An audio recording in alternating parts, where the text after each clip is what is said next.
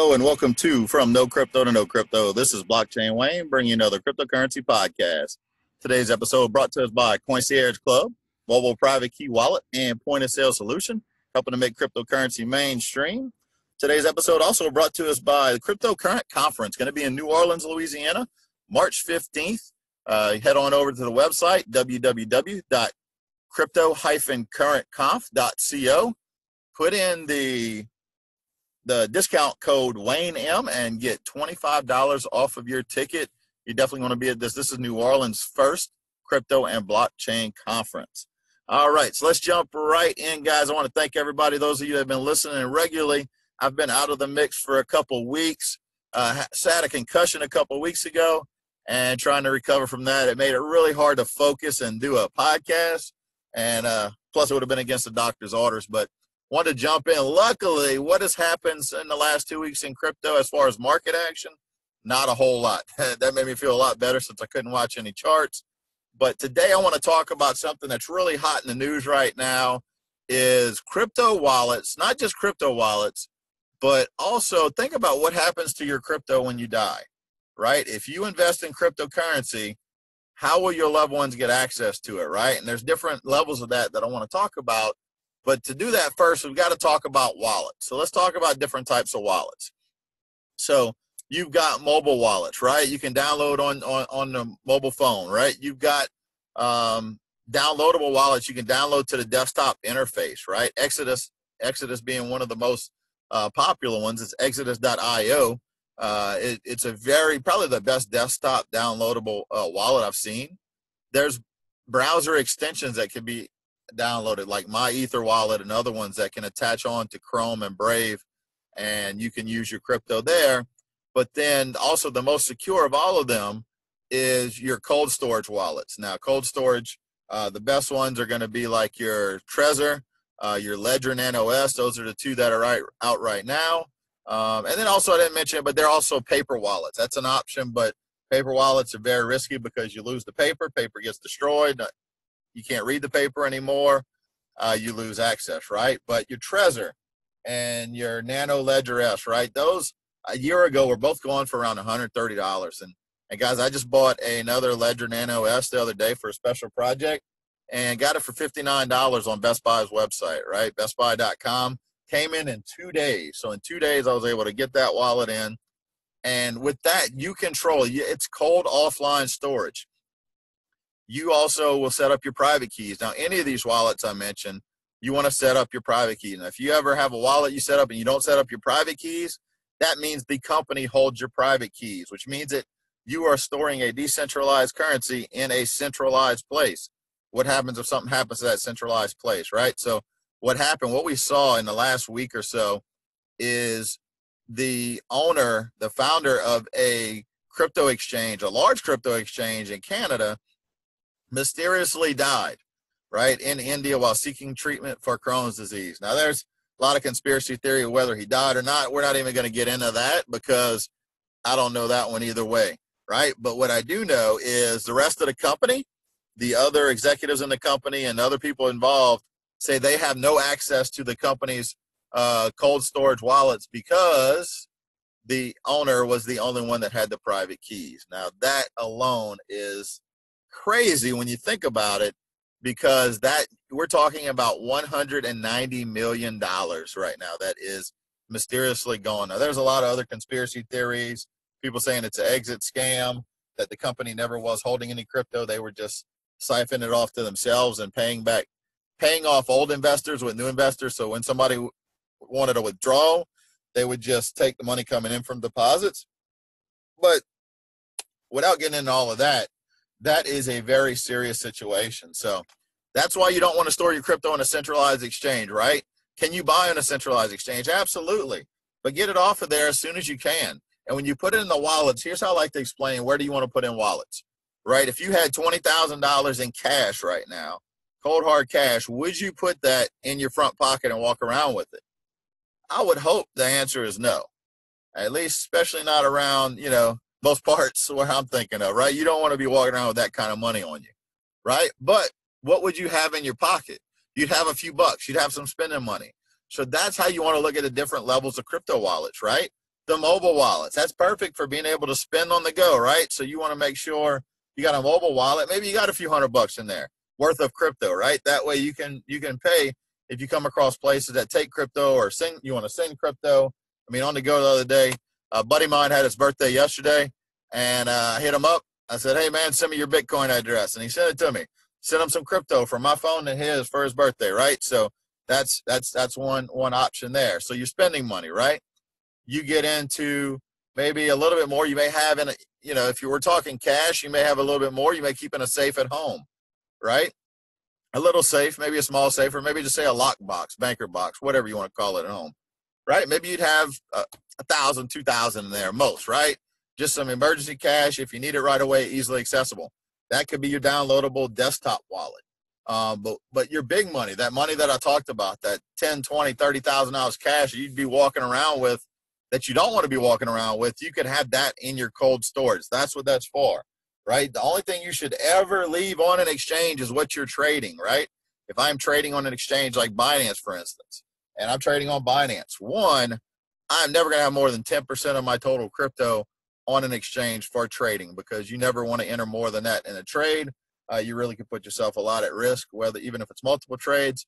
So put it on there for trading and take it off, right?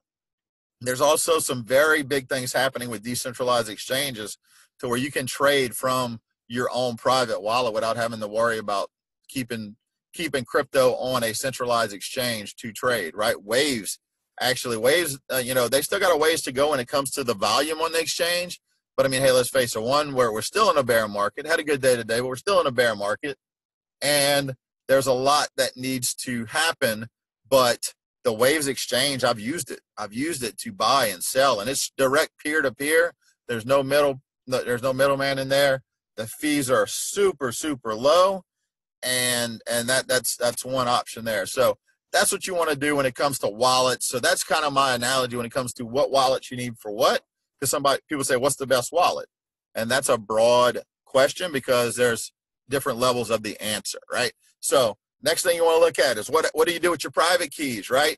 Have a system in place to protect your private keys. One, never store your private keys on a digital device, on the device itself, on a platform. And I tell you, I heard a story when a while back, I guess it was a little over a year and a half ago now, somebody who supposedly said their Exodus desktop wallet was hacked.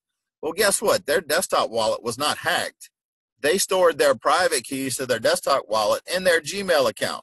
So what do you think got hacked? Their Gmail account got hacked, and then somebody was able to use those private keys, backup seed, what you want to call it, the backup seed, to go in and basically wipe out that crypto wallet. And at that time, it was the tune of about $100,000 worth of crypto.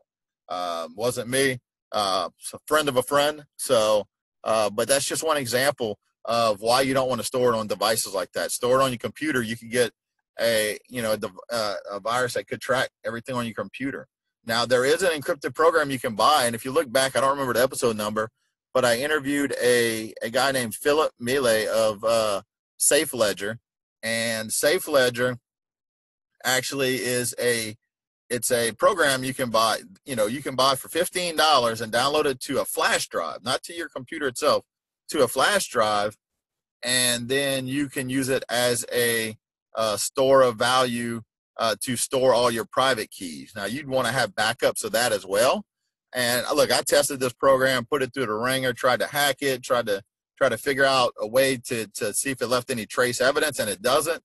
And when I entered all my private keys that I did, when I finally decided to put my real private keys in there once I was done testing it, I did it offline. I took my computer offline and did it from there, and it's protected. So whether it's that or when you buy these cold wallets, they do give you two different cards to put your backup keys on, right? Your private seed to be able to access it if you ever lose access. And you want to keep those in two different places, right? A fireproof safe is a good one, but also if you got multiple cards, keep them in geographically diverse locations as well, which means don't put them both in the same house. I mean, I live down in Louisiana. A flood comes down, wipes my house out. Both those cards get wet and ruined, and I am done, right? So keep them in multiple places. Safe deposit box. You know, just store it somewhere with an attorney, right? But you want to think about those things. If something happens to you tomorrow and your loved ones need to access your crypto because you're gone, right? The one thing about this world we all got a plan for, nobody gets out of this thing alive. So you got to realize that you got to have a plan for that and make sure that your loved ones are able to access your backup keys and it's not just lost forever. So have a plan for that where they're stored somewhere and somebody that you trust has direction to give it to them, right? And you can do that in multiple ways. You can download, buy a couple of copies of Safe Ledger and give one copy of that, put one copy of that Safe Ledger in a safe deposit box and leave access to that in the will, right? So whatever it is, just make sure you protect yourself, because one thing, you look at banks, and we saw just recently yesterday, right? Wells Fargo whole system was down. People can't get money out because of one location crash. That was their primary, I guess, server center, whatever you want to call it. And that centralized location went down. People can't get their money, right? So that shows the need for a decentralized system to where that wouldn't happen. But also when you cut out those middlemen, right, those banks that charge you money to access your money, and then they loan out your money to make money, and you don't get any cut of that. When you cut those people out, you become responsible for your own safety, your own security, everything when it comes to that. You are the bank, the vault, you're everything. You're the security protocol, right? So make sure you use safe measures. Don't ever store your private keys or backup seeds on the notepad on your cell phone or on a notepad on your computer or anywhere else, especially in your email address, right? And one other thing you may want to look at as another safe measure is move your accounts. If you got a LinkedIn email that you use all the time, create a separate email just for crypto that nobody else has. And that will give you an extra layer of protection, because when your email's out there, it can become a target, right? And not saying maybe you've got good measures in place to where it won't get hacked, but make sure you take some safety precautions. So that's really it. I wanted to share this with everybody. It's been a minute since I did a podcast. I wanted to get on here, even if it's just for a few minutes, to talk about that topic, talk about that subject, and really just put it out there. Learn more about the wallet. You got any questions, reach out. You can find me on the Facebook page, From No Crypto to No Crypto. Same name as the podcast. So hit me up on there. And also, like I said, if you're going to be down in New Orleans on March 15th, come on down to the Crypto Current Conference. That's going to be happening that day. We've got some great speakers lined up. This is designed for anywhere from your person that doesn't know anything about crypto all the way to the people that know a lot about crypto, because we've got something for everybody. So with that, I want to thank you guys for listening, and we will catch you on the next episode.